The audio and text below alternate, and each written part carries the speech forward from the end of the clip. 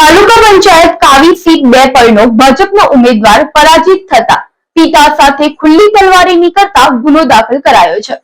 ભરૂચ જિલ્લાના જંબુસર કાવી પોલીસ મથકમાં bit police જમાદાર પોતે ફરિયાદી બની સોશિયલ મીડિયા ઉપર છેલ્લા 3 દિવસથી કાવી પોલીસ મથકની હદમાં 2 ઈસમો પોતાના હાથમાં ખુલ્લી તલવારો સાથે ભયનો માહોલ ફેલાવી રહ્યા હોય તેવા પ્રકરણમાં તાલુકા પંચાયતની ચૂંટણીમાં કાવી સીટ 2 પર પરાજિત થયેલા શકીલ ખાલિદ અહેમદ મલેક તથા તેના પિતા ખાલિદ અહેમદ મલેક હોય અને તેઓ ચૂંટણીમાં હારી જતા ગામમાં પિતા પુત્ર ભયનો માહોલ ઊભો કરવા ખુલ્લી તલવાર સાથે જાહેર માર્ગો પર નીકળ્યા હોય તેવા ફોટા અને વિડીયો વાયરલ થતા મીડિયાના અહેવાલ બાદ 3 દિવસે મીડિયાના ચકડોળે ચડેલા વાયરલ ફોટા વિડીયો મુદ્દે પિતા ખાલિદ મલેક અને ભાજપના ખેસ સાથે પરાજિત ઉમેદવાર તેમનો દીકરો શકીલ મલેક સામે જીપી એક્ટ 135/3 તથા બીએનએસની કલમ 223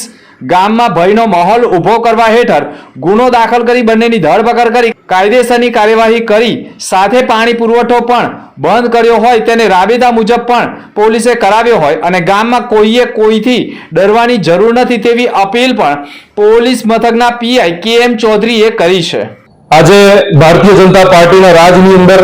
લોકશાહી જ્યારે ખતમ થવા જઈ રહી હોય એવું દેખાઈ રહ્યું છે। ભરૂચ જિલ્લાના જે જંબુસર તાલુકામાં આવેલ કાવી 2 બેઠક જે છે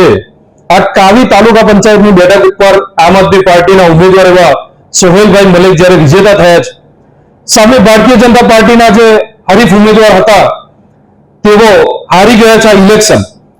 ત્યારે એમને ખુલ્લેઆમ જ્યારે તલવાર કાઢી અને તલવારો કાઢી અને એમને વિડીયો અને પોસ્ટ વાયરલ કરી ને ખુલ્લામાં ધમકી આપી ગ્રામજનોને જનતાને ધમકી આપી કે અમે તમારા ગામનું પાણી બંધ કરી દઈશું આજની તારીખની અંદર એ પાણી પણ એમને બંધ કરી દીધું છે। ત્યારે ભારતીય જનતા પાર્ટીના રાજની અંદર આવી જે ગુંડાગર્દી છે એ જનતા ક્યાં સુધી સહન કરશે?